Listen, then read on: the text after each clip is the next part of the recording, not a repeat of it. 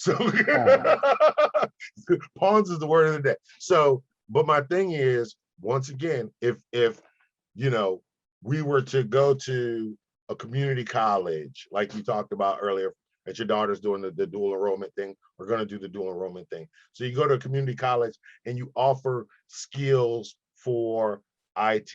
You offer trade skills. We offer these skills. I mean, you take the military for example. Folks come out and you got to fight with the VA to get access to your VA benefits. That I'm up here, sacrificing my life and I got to fight the VA. Now I got to come home and fight. That's just crazy. But which a lot of that, by the way, was fixed under the Trump administration. No, as a veteran that deals with the VA, I'm telling you, maybe because I wasn't really dealing with it before Trump, but what I've dealt with in the last few years has not been fun. So, no, I would wish this on anybody. Okay. Listen, look, truth be told, you should be able to walk into a VA hospital with a card, give it to them, and whatever medical thing you need gets done, period. It should be really that simple for all of our veterans. So exactly, that housing, yeah. There's no reason for a veteran to be homeless. As a small government person, there's our education system is not due to a lack of funding. No. There is so much money. What I'm saying is, and this we got a little bit off topic. We got a little bit off topic because what I'm saying is the government, like we're talking about the schools being 42 years old. Okay. Right. So now you rebuild the school, but you rebuild this school. You talked about changing curriculum, like going back to the phonics-based reading and stuff like that. So now we change this curriculum where now we are determined to teach you a trade. We are determined to get you an IT certification because these are the jobs that need to be filled, going forward. Okay, but Kevin, let's start experiment this out. Okay. The school comes to you and says that your child is not going to be put on a college track. They're going to be put on an auto mechanic track. Okay. You're standing for that. What did you say? I didn't hear what you said. I said you're not going to stand for that. Like I am, but yeah, go ahead. But I'll tell you why. Well, you may know your children in their particular situation, but I'm not real comfortable with these same white liberals telling inner city Black children who can and who can't pursue a college education. No, that's not what I'm saying. But what I'm saying to you is you have the choice. You can choose, look, I want to take the college track. Hey, I want to take the trade track. Okay. If the parents are making the choice, I'm good with it. But if the educational professionals are assessing the children, basing it off of grades and test scores, and they're telling the parents that this is the track we're putting them on, I'm not for it. I wasn't going to say this earlier because I didn't want my plan to get out there. I didn't want everybody in my plan. But okay, I have a 16-year-old daughter. Okay. My plan for her, I told her, I said, I already have a plan for your life. You may not agree with it. Your mama may not agree with it, but I'm telling you, if you listen to me, I'm imparting on you what I wish somebody would have imparted on me at 15, 16 years old. Okay. I think that you will agree that if your housing needs and your transportation needs are taken care of, you don't need to make a lot of money. Okay. So I told her, I said, what I want you to do is by the time you finish high school, I want you to have an IT certification. Okay. By the time after you graduate high school, I want you to learn how to do something with your hands. HVAC, electrician, mechanic, hanging drywall, painting. I don't care what it is. I want you to learn how to do something with your hands. This is instructions you gave to your daughter. Yes. Keep going. And at 21, I want you to have your first apartment building with a minimum of 10 units. You don't tell them that you own the building, okay? You can take 1 or 2 for yourself and you complain about the landlord like everybody else, okay? But in the the certification that I was looking at for her that we had talked about, it was that average starting salary in the DC area is $104,000 a year. Did you freeze up again? Oh, okay, there you go. You're back. I think he was trying to. Okay. So it's $104,000 a year. Okay. So I'm telling her, and I told her that she needs to learn a foreign language. Okay. I said, if you listen to the things I'm saying, by the time you're 30, 35 years old, and if you were to, save your money and, do the other things, financially that I'm telling you, then you'll be able to retire at 30, 35 years old. 100%. And never have to work again. Her thing is she wants to be a writer, and that's fine. I don't have a problem with you writing, but that first book that you write, or that first article, or whatever it is that you post out there, I can almost guarantee is not going to take off and be a New York Times bestseller. Right. That's not going to happen. So you're going to have to do something to supplement that income while you're waiting on your book to hit. Okay. And so I'm trying to, I know they have Walmarts in Louisiana. One of the things that I noticed in the Walmarts years ago was, oh, wow, we got these self-checkouts. And I don't know if you remember, but there used to be a handicapped person, whether it was a physical or mental handicap, that would be at the door of Walmart that would say, "Welcome to Walmart." That's right. Or a really old retired person. Exactly. Not anymore. The Walmart here, there's a gate that says, "Welcome to Walmart." And as you approach it, the gate opens and then closes back. And that's how you get your welcome to Walmart now. We don't have to pay for you. Yeah, I ain't seen the little old lady or little old man at the front of Walmart in a minute. Right. And so I've always said the person that knows how to repair that self-service checkout is the person that's gonna make money. 100%. Okay. Those jobs when we were teenagers, where you went and got the fast food job or the little department store job. Okay, retail is going out the window. You got malls and all other stuff that are closing up. The fast food jobs, people who didn't properly plan for their retirement are taking those. They're working in Walmart and those kind of places. Excuse me. And the employers like hiring them because they're a lot more reliable. They want to come to work. They're going to come to work. They're not calling off because I have a hangover, or my boyfriend has the car, or my girlfriend needs me to drop her off, so I'm gonna be late. Don't care about that. They're going to if they got to be there 8 o'clock, they're gonna be there 8 o'clock. Kevin, where did you learn all these things that you're teaching her to do? Who? Life. Okay. I all, like I've told her, I understand you may want to go get a job somewhere, but you need to start your own business. And the reason why you need to start your own business is because the tax laws are not made for the individual. Tax laws are made for the business owners. Okay. They're not. I said, and if you get an opportunity and you can get into Congress and you can get into the Senate, run for the Senate. Okay. Now, if you can get into the Senate at 18, and you do that one term, because you do one term as a senator and you got a retirement for life. Okay. Kevin, do you realize that what you just said, that makes you very heterodox in the Black community? I'm a Black unicorn. But why? But why, no, Kevin? why are there few and far in between? Oh, there's a lot. I agree with you. There's more than I think maybe get credit for, because again, what we see is or what's shown to you, or what's shown what is shown to us. It's 100%. The narrative that is spun to us is not.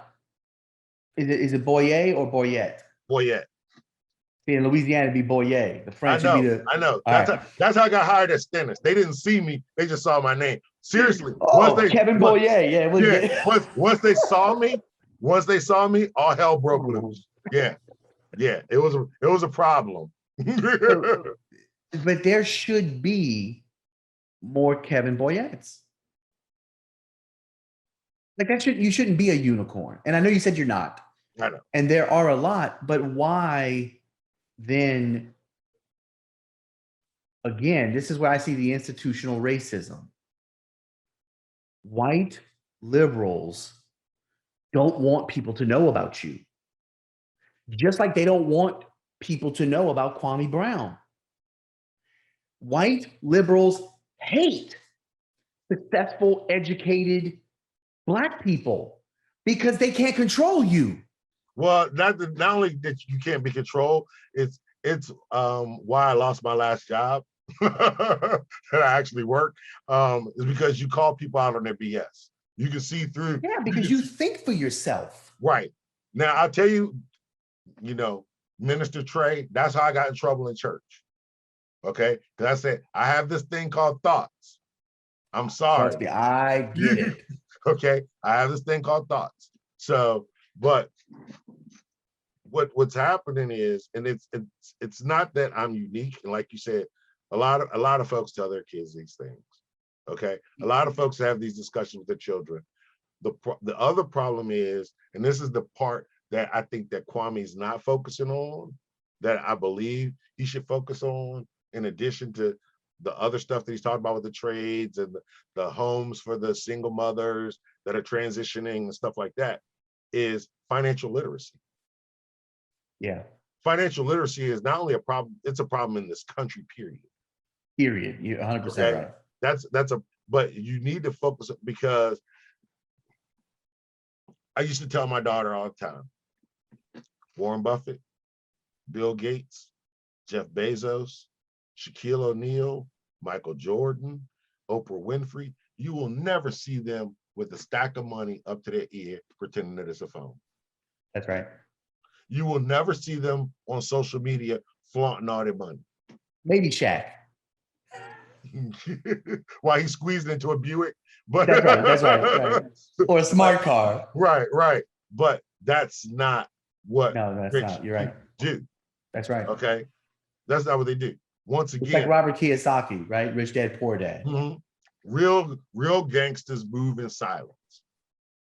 Okay. You're not going to know all the moves that are being made. You're not going to know everything that they're doing. That's right. Okay. And you may not even understand, like I say to my daughter, you may not understand right now the things that I'm telling you. But trust, this is what I want you to understand, though. This is what I know you can understand. I will never, ever, ever, ever, ever tell you anything that will intentionally trip you up. My job is not to make your life difficult. Right. Okay. You may think that what I'm saying or what I'm doing is getting on your nerve, or it might be. My job is not to make your life difficult. Okay. That's not my job. My job is not to trip you up and have you end up in poverty. Now, I'm for you. I'm not against you. Right. I may suggest something to you and it might not work out. It. Right. No, and it might not work. It might not work out. Right. Okay. But that's just life. Okay. Yeah. The intention was still good. Right. The intention is coming from here. It's coming from a place of love. Mm-hmm. Okay. So I'm never going to try to intentionally trip you up when I tell you to do something or I suggest something to you. Okay. It's something that I think, like my daughter's an artist. Okay. I was like, sweetheart, you need to start making NFTs. What's an NFT? Here's some links to what NFTs are. You need to start making NFTs. Okay. Because anytime somebody can take a red square and sell it for $300, you better be making red, blue, purple, orange, black, yellow, white, whatever color square they want. You make it and sell it. Okay. These are the kinds of things that are happening out there that people don't know about. Right. Okay. You got people that are out here shopping, like the pandemic over the last year. Everybody doing all the shopping online. How many people at all these stores they're shopping at did they create affiliate accounts at? Mm-hmm. So that they can maybe get a little bit of a kickback on the money that you're spending, whether it be Amazon, Best Buy, Macy's, whatever. Did you create an affiliate account for yourself? But you're steadily shopping, steadily spending. Okay. Right. And you got to stop being a consumer. You can't always be a consumer. You've got to learn to be an inventor or a creator. Producer. But the thing right now is knowledge is the new currency. Okay. People sharing their knowledge. Okay. There are, skills. I mean, there was a guy who did he was teaching martial arts to seniors, but he was doing it virtually. Mm-hmm. He was actually physically going in. Pandemic hit. He set up a business doing it virtually. Well, it expanded to not just as one nursing home, but several nursing homes wanted them to do it for them. Right. Okay. There are opportunities out here, folks. What kind of phone do you have? Android Note 20 Ultra. Okay, that's the new Note 20, right? Yeah. Okay, so that phone is about 14, between 14 and 16. Right. Okay. I lease it. Okay. All right.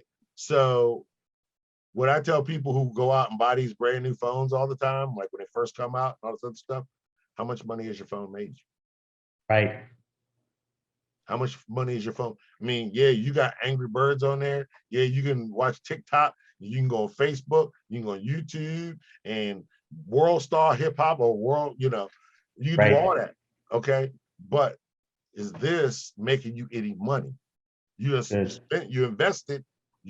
invested in this phone. What's your ROI?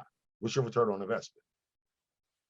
Yeah, because you can be doggone sure that the people collecting your data are making money off of you while you use that phone. Exactly. They're taking that same information and forcing it right back down your throat. Okay. I love playing spades on my phone. Okay. But I get more ads for crypto.com. Mm-hmm. Okay.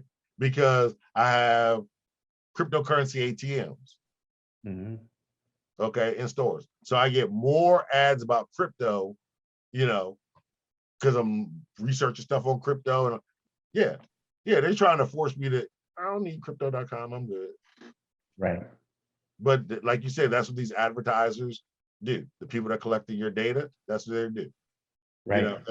They want your dollars. They want to. If you're using their product for free, you are the product. Yes. Okay. And they'll say, like a buddy of mine, he has a quote, one man's debits is another man's credits. Right. So while you putting out all this money, somebody else is collecting. But that's what this show does, right? Like that's the service that you offer, right? You bring health, wellness, financial literacy, like you bring that to the marketplace for people to digest and take and buffet style, to this YouTube marketplace, right? That's sort of what we're doing here, right? Right. But once again, and you mentioned this, everybody's not receptive. Right. Okay. And everybody, we've been talking now for almost 2 hours, over 2 hours. Okay. The question is, who the hell gonna sit down and watch 2 hours? Most folks are gonna be like, I don't know, man. The number one podcast in the world right now is Joe Rogan, and he does 3-hour podcasts, long form podcasts. I promise you. I mean, I don't know how much editing you're gonna do, but like, it's not I'd like a copy of it raw to put on my YouTube page after you display it. Mm-hmm. But I think people don't want the 15-minute talking heads screaming at each other, making no sense whatsoever, dealing with issues that they care about. I think people will sit down and listen to you and I sit here for 2 hours, talk about family and race and government and administrations and history, and they'll listen to that because, well, that's the kind of conversation they're having anyway with their friends and their family and their coworkers and their church members. So I think this format fits well and we listen. We've identified some problems. We've identified some solutions. We haven't agreed on everything, but we also have agreed on a lot of things. And I think this sort of but there was no yelling or screaming. 100%. There was no yelling or screaming. There's been total respect the entire time, both ways. No name calling. I didn't call you C before. You didn't call me Kevin with the good hair. None of that, And listen, and I'll be honest with you, I still really don't know your politics. And I'm good with that. Because again, I don't want to identify, I don't want to know you any other way than Kevin. That's just when you ever saw that Morgan Freeman, Mike Wallace interview? Not that I recall, but I'm sure. Morgan Freeman is being interviewed by Mike Wallace. And Mike Wallace says, there's a quote that you say you don't like Black history. And Morgan Freeman goes, nope. And he goes, well, why not? And Morgan goes, well, how about you? How about you want a month for white history? And Mike Wallace goes, well, I'm Jewish. And Morgan Freeman goes, okay. He leans in a little bit. He says, you want one for Jewish history? You want a month? And he goes, well, no. He goes, neither do I. I don't want a Black History Month. Black history is American history. He goes, well, what about racism? He said, we need to stop talking about it. He said, I'm going to call you Mike, and you're going to call me Morgan. And you're not going to be that white man, and I'm not going to be that Black man. And that's going to be it. And I think there's a lot of wisdom in that. And that goes back to what I said, man, I'm genuinely I have a 15, a 7, and a 2-year-old. And I'm genuinely concerned that we're being re-racialized into a pre-civil rights movement mentality. And that's not a good America for you and I. That's not a good America for our children. Yeah. And it's definitely not a good America for the world. It's not a good America for the world. No. Anybody. But I don't know how I think that the only way that can be rectified, once again, is acknowledgement of truth in conversations like this. I mean, agree. Once again, I mean, I know people are screaming about critical race theory. They're screaming about 1619 Project. People who have not read the 1619 Project want to, disparage the 1619 Project. Or people who haven't looked into exactly what CRT is want to totally dismiss it. There are benefits to knowing that information. Yeah. Okay. And like you may haven't gone. I agree with a lot of Derek Bell's assessments of the legal system coming out of the 1960s. Like Derek Bell in the 1970s was looking at some slippage. The legal gains of the 1960s, he's looking at the early 70s and going into the mid late 70s, and he's like, wait a minute, there's some end arounds being done here to subvert the progress that's been made. So a lot of his critiques I get, but like everything else in the hands of dishonest agents, it's just another power grab. And this power grab feels different. Go along, get along gang. Go along, get along gang. Pawns in their game. And look, I think we keep pointing out, hey, you're trying to use us like a pawn. I think we keep pointing out, hey, we see what you guys are doing and we're not going to stand for it. Hey, we see you guys trying to divide us and we're standing shoulder to shoulder. Red Rover, you can't come over. Right. But I mean, but that's what some people right now are like, what is that? Red Rover, what was that? But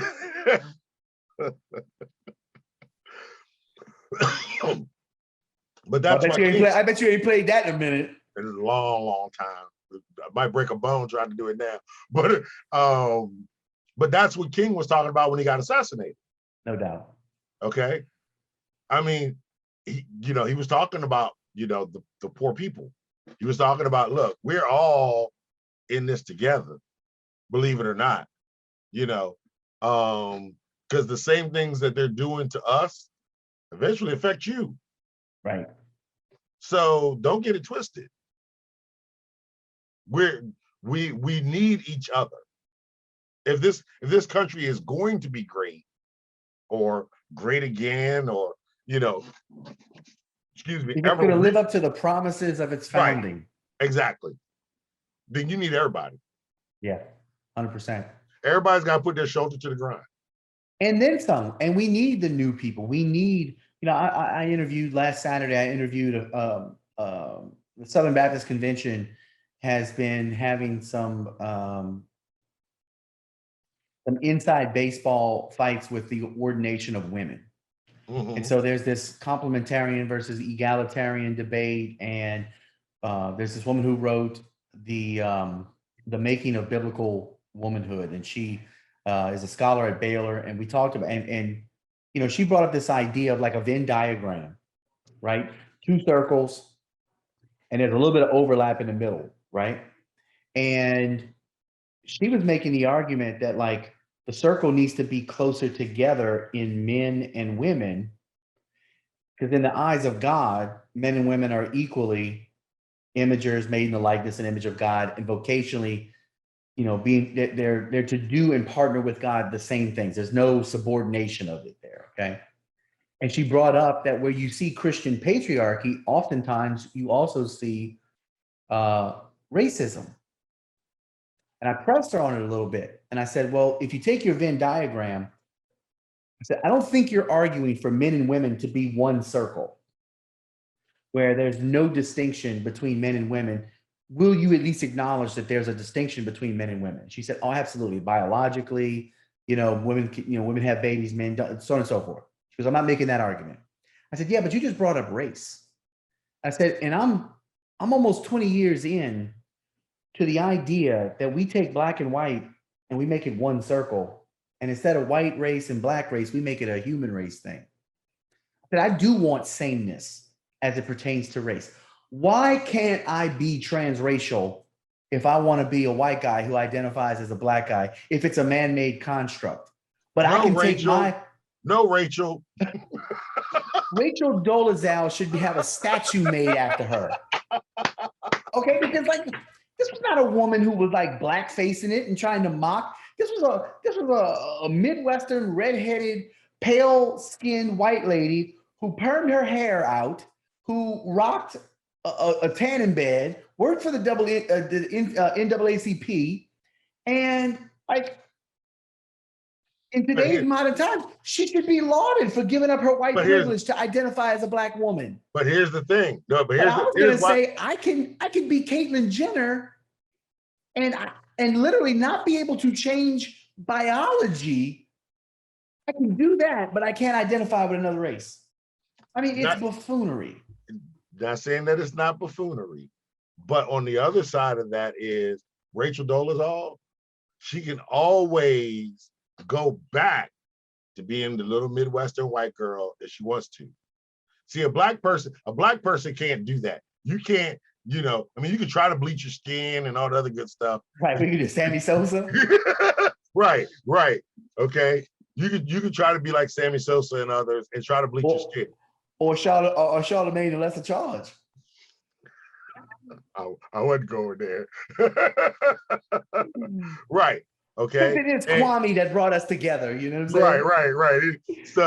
So there are others, other parts of the world where black folks, bleach their skin. Bleaching products are a big thing in Africa.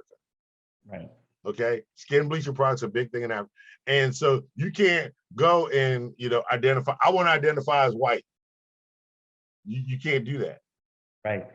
And then come back and say, I want to identify as black.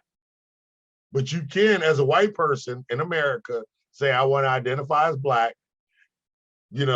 Like you said before, go to the tanning bed, maybe get a spray on tan, maybe buy one of them costumes that they got out here now to make white folks look black. And you can go and then you can turn around and say, you know what? Being black just not that fun. And I want to go back to being white again. But we have seen over the last several years, we've seen multiple white women identify as minority women for the purpose of academic progress, because it's more advantageous to not be a white woman and get caught up in the monotony of all the other academic minutia, and to separate yourself because you're a minority woman. So see, the currency, you said earlier, the currency of today is knowledge. I get what I always used to tell my kids, knowledge isn't power, it's the application of knowledge that's power. But the currency of today is victimhood. We have a victim Olympics that's happening right before our eyes. If you can identify as an aggrieved person, you're going to be the one ultimately to have the most voice in the culture.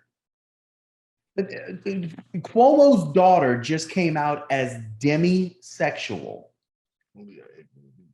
Once again, a That new just line. simply, yeah, that just got a new line, and that simply means that you have no sexual attraction to anyone except there first be an emotional connection.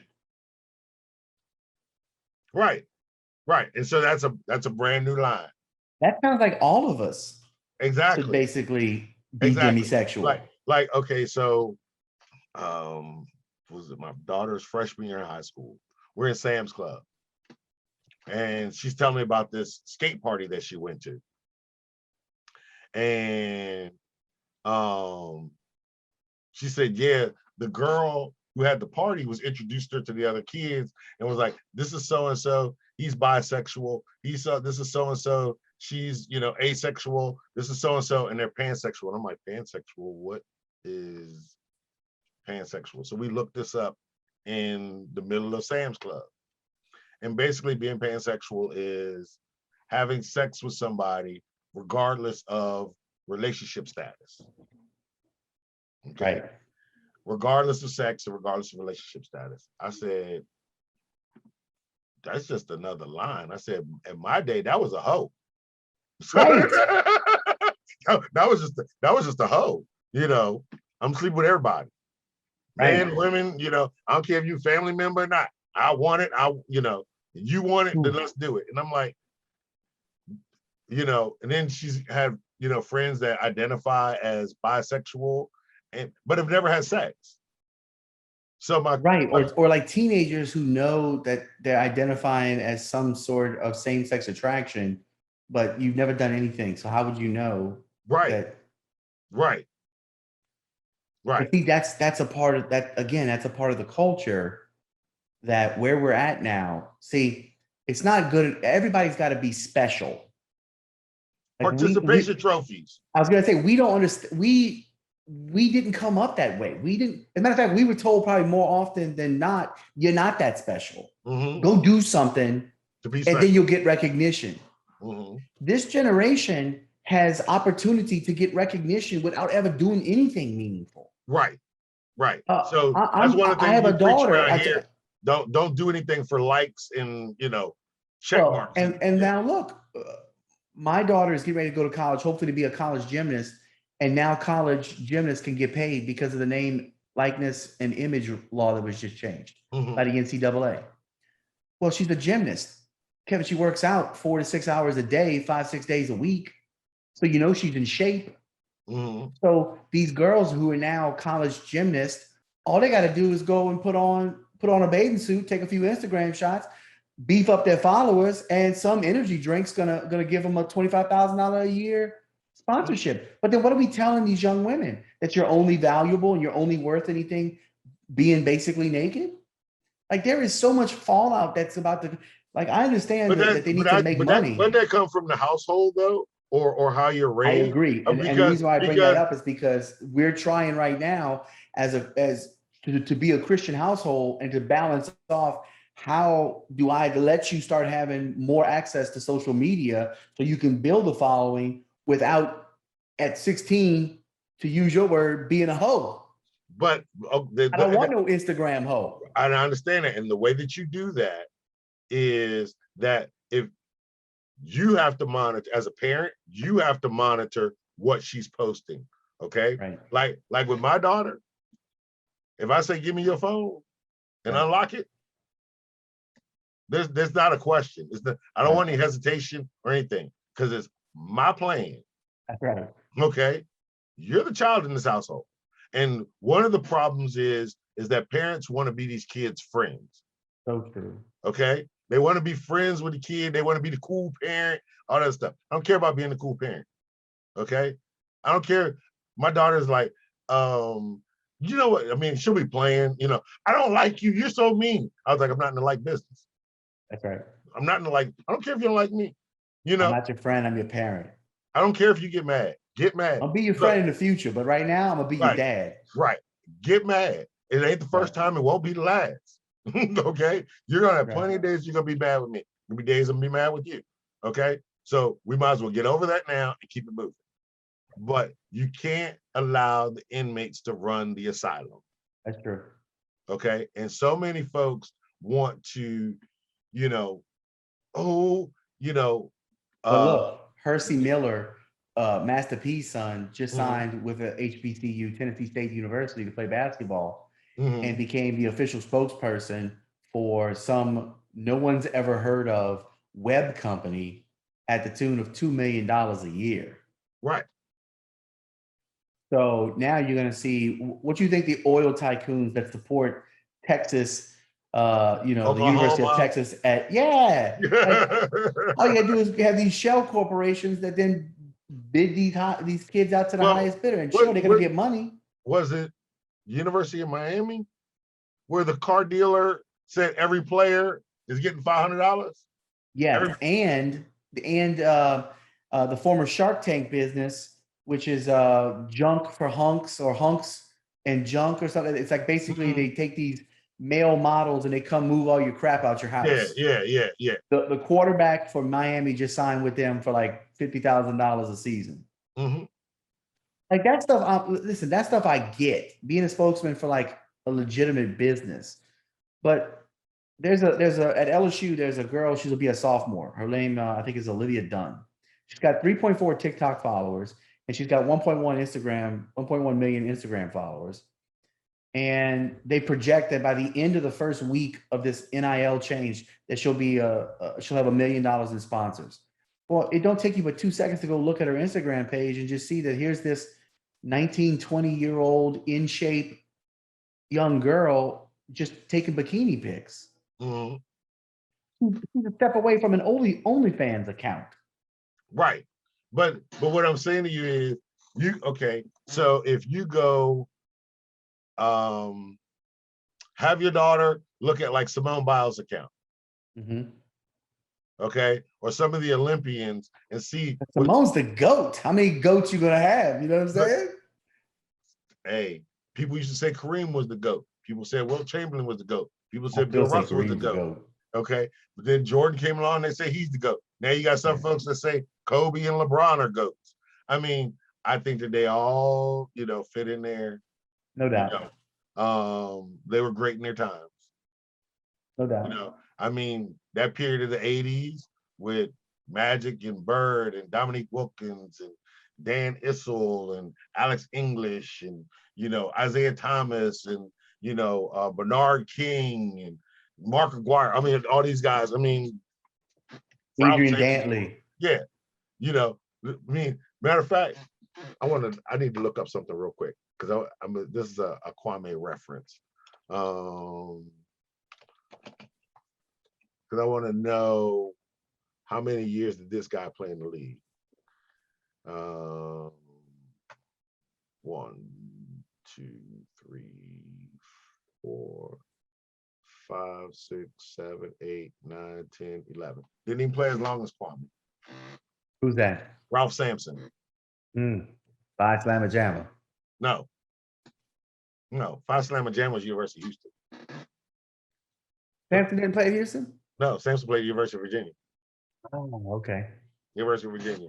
Big time center. Him and Pat Ewing came in around the same time. Gotcha. And it was why I wanted to go to University of Virginia. Before a while, was it the Rockets that played? He played for the Rockets. Okay, that's what I'm thinking. Him and Olajuwon were twin towers, right? Yeah. So, I mean, this guy played the league. He was supposed to be all that as a center, 7 foot something, and for a career, he averaged 15.4 points. I mean, are you gonna call this man a bust? No, nobody. But I don't think anybody calls Ralph Sampson a bust. No, but they'll call Kwame a bust. Yeah. I listen, I would love for people to call me a bust.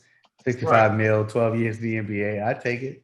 Because this kid, also drafted by the Wizards, not number 1, but number 3, Jan Vesely. Right. Okay. I ain't never heard that name. Jan Vesely out of the Czech Republic. How many years he played? Yeah. Okay. 3, I'm sorry. Came to the league in 2011, out of the league in 2014. But see, if they had already made a decision, they being the NBA and David Stern, if they had already made a decision that they didn't want any longer to take high school kids, and they wanted to kind of turn that immaturity over to the college ranks, or somehow or another they were in cahoots with the NCAA, like, then it only makes sense to do what they did to Kwame. You know what I'm saying? Like, right. But I mean, so once because eventually they got to one and done. Now, will the one and done go away when Bronny is ready to come out and LeBron wants to be father son for the first time in the NBA? But that's probably not going to happen. What'll probably happen is, if that doesn't happen, then Bronny will go like to prep school or somewhere, or Lithuania. Yeah. Do like the Ball Boys did. I was gonna say, go play in LeVar Ball's league. Yeah. For a season and then come to the NBA or go get drafted. Yeah. I mean, or go straight to the G League and they get called up. Boom. Exactly. But the one and done rule was stupid. I mean, it's like anything in life. If somebody decides they're going to take their chance, right, pursue their dream to go try to get drafted and get into the NBA, and they don't make it, that's like anything else. I mean, you could have taken your shot. You may or may not have made it. Right. And if you don't make it, then you keep it moving. Keep it moving. Personally, I think they should still be able to go to college if they want to. Yeah. If they don't. Well, I think now they can. I think now they can because of I don't know if they can go play in college now. I don't know how the new name, image, likeness stuff reverses the ability to go from, say, pros back into playing in college or whatever. But that would be interesting, actually. That's a good question. If you don't, if you get drafted or you wash out, in training camp or whatever, or let's just say after 2 years, if you're out of the league, then you can go and be a college freshman. Kevin, how far do you think what Kwame's doing right now, this little wave that he's kind of caught, how far do you see it? How far do you see it going? Like, do you see it making a significant difference on a small scale, or do you see it something that could be scaled out to something nationwide and into multiple communities? I think that it could easily be scaled out into multiple communities. And does Kwame stay the face of this mama's cooking, we the people, point out the goal on and get along gang? Like, does he stay the face, or does it go more toward like this Tasha K or like to a Kevin Samuels? Like, this, I know he didn't like the term. Yeah, I don't think that anyone else needs to take the face of whatever is going to transpire. Folks need to come in to put their shoulder to the grind. Yeah, help push. Right, to help push, not to come and take over. Not to, let me show you how this is supposed to be done. Or to point at people and be like, hey man, this is how you push. Right. We had enough of them. Right. You had enough people that are doing that. I mean, I actually wrote. I just hope that people are not tuning in to hear the latest beef. I think there's some of that. Some are tuning in to see the latest drama. Okay, to see the latest drama. Did you see it last night? With this guy, AK whatever, AK Nation? No. So I don't know. I noticed he's been letting people call in live on his stream. They did that last night. Yeah, okay? I hadn't really. And so I was trying to figure out how to do it. I don't know. I was thinking the same thing. I'm like, how's he doing that? Right. How do you call in? I don't know what platform he's using. But the other thing was, there was a guy who, was sharing his videos early on. And you may have seen this video where Kwame gave somebody a shout out or used somebody's quote, but didn't give this dude a shout out. Oh, and he was kind of upset, made a bad video about him. Right. So so this dude actually called in last night. And right off the break was disrespectful. Not only to Kwame, but to the other people that were on screen. There's another woman on screen, and her page, a YouTube channel, is called Spit and Fire. Okay. And Kwame was like, you know what? I'm just gonna sit back and I'm gonna let her have it. And this woman went up one side of dude and down the other, and it was straight beef for a good 10 minutes, maybe more, you know. And I was like, this is funny, but it's also taken away. Right, right. And I mean, and don't get me wrong, It's I kind of know trivializing what Kwame's doing. right, right. And I understand you got to deal with the trolls sometimes, and you got to put people in their place, especially when they get out of line and get disrespectful. I completely understand that. But this woman pulled no punches. See, but Kwame's pointing something out too that like that I've often thought about. Like when the Me Too movement was at its peak, I thought there's no way hip hop survives this. Like the rap industry and its objectification of women, even by the female rappers who objectify themselves. I'm like, how does this not get drug up into the dragnet of and it survived. It made it through. Like it's okay for, like Kwame says, for these rappers to call these women B's and H's and to just demean, and it's okay for women to go out there and demean themselves and to be all about and when you talked about those circles coming together, okay, where it's not even coming together, they want to be in the front. Right. You know, and you know, where there are women wanting to be men or to play men's roles or whatever. And I'm not saying, you know, go somewhere and be barefoot and pregnant. That's not what I'm saying. Right. But there are certain things that as men that we do, that we handle, you know, differently than women do. Right. You know, just like you talked about the biological differences, you all give birth. We don't. Right. We fertilize. Right. Give birth. Okay. We have roles to play. Right. So, you know, unless you're an amoeba or something. So right.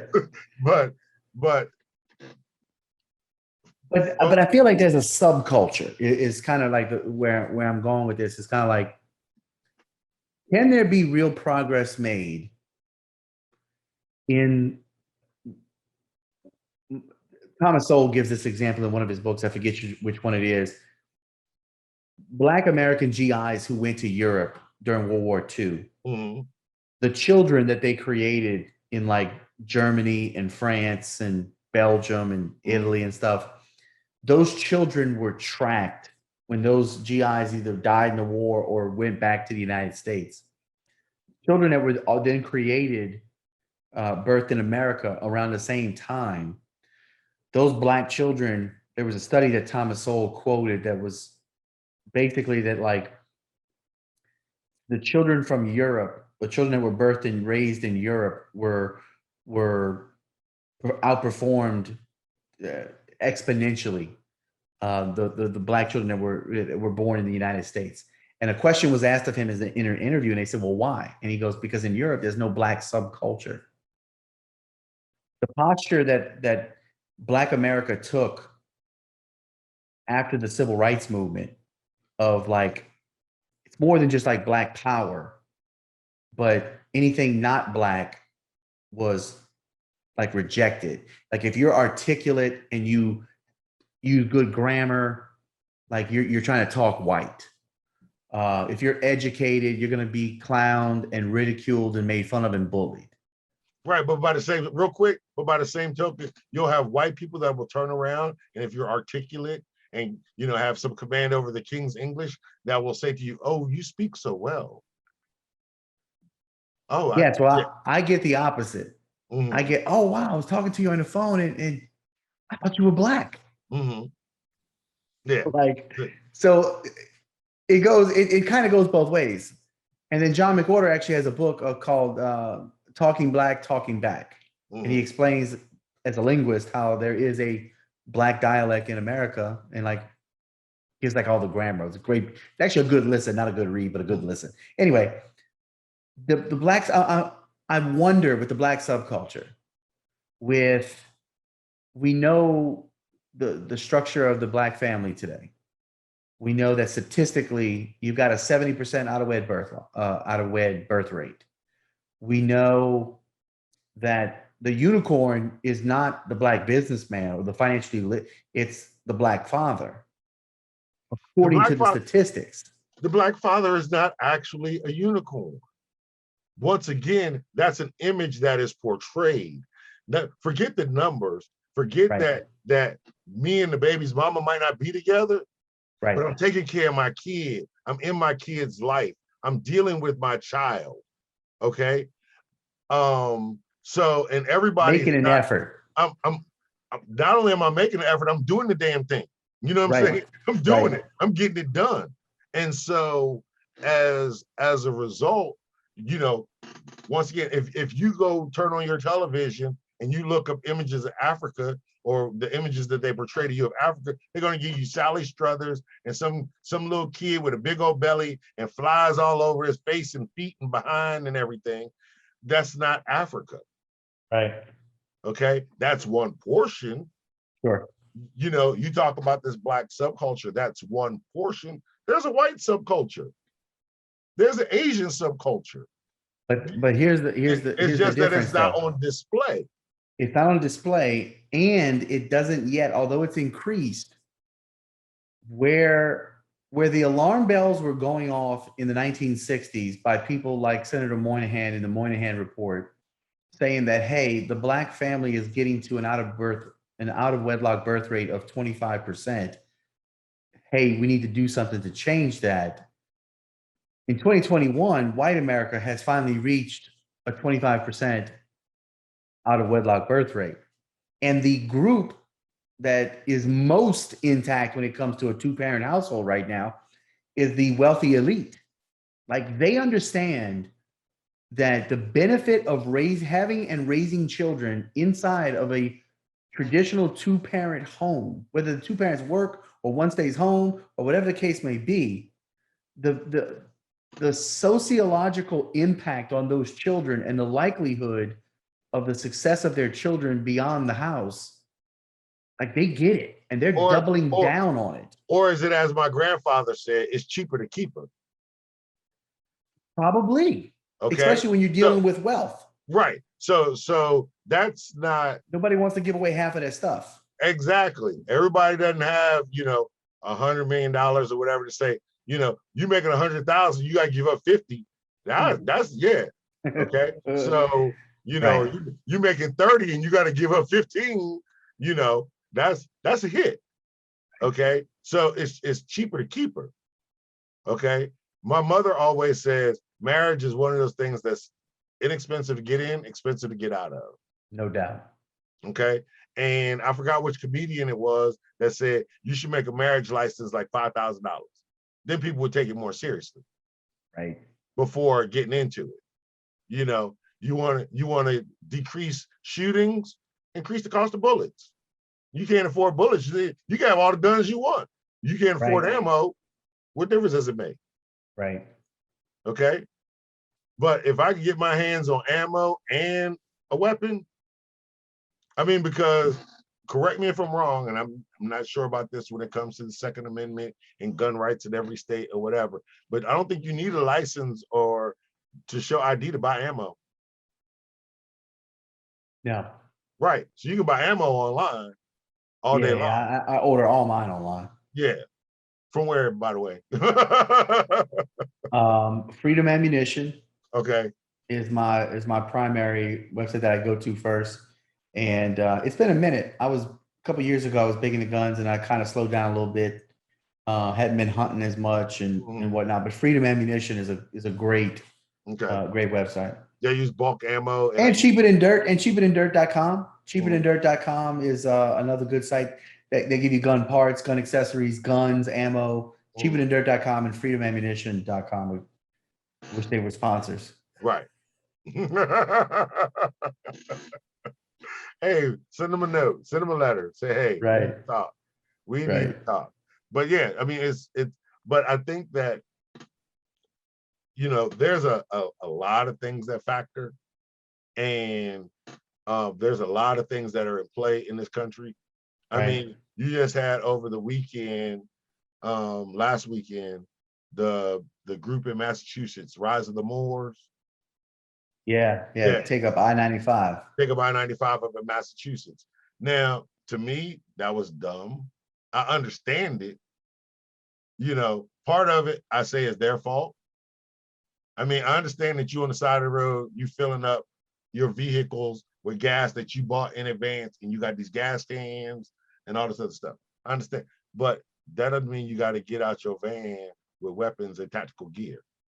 Well, it's a part of that sovereign man movement, right? Where they quote a treaty from like the 1800s, some obscure treaty that like is not enforceable anymore, but they claim that it was never revoked. They're not that much different, believe it or not, from like Black Hebrew Israelites, or some of the other, or the what's the one that showed up in Tennessee that we ain't effing around militia? Oh, they were in Georgia too, I think. Yeah, they went. The one where the guy shot himself in the foot. Yes. I mean, like these are the kind of things like nobody. I don't think anybody takes them seriously. Like nobody takes the neo-Nazis that show up seriously. Actually, they do. But the thing is that neo-Nazis, they take themselves seriously.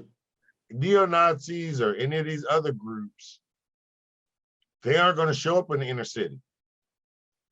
No, they're not. They're not coming to the inner city with that madness. Okay. But they showed up at the home of the. I think there's a Confederate Mount Rushmore, where the Klan and Nathan Bradwell or whatever his name was, founded the Ku Klux Klan. And that's where the We Ain't Effing Around group showed up and was like, what? So you did have a group of neo-Klan members show up with an armed black militia. But I'm like this. I'm like, let them have at it. Give them a couple hundred acres and let them have at it. I mean, all they're gonna do is reduce the foolishness within the population. Well, that's like when Trump cancel out hate. Yeah, when Trump and no, it was Bush. When Bush was ready to go, you know, after Saddam Hussein, I was like, dude, just find an aircraft carrier. Have the Saudis bring Saddam, you know, I mean, the Iraqis bring Saddam, and Bush, you come and drop down from Marine One, and y'all just fight it out right there on the deck. Right. Y'all have it out on the deck and work it out. Keep it moving. Sure.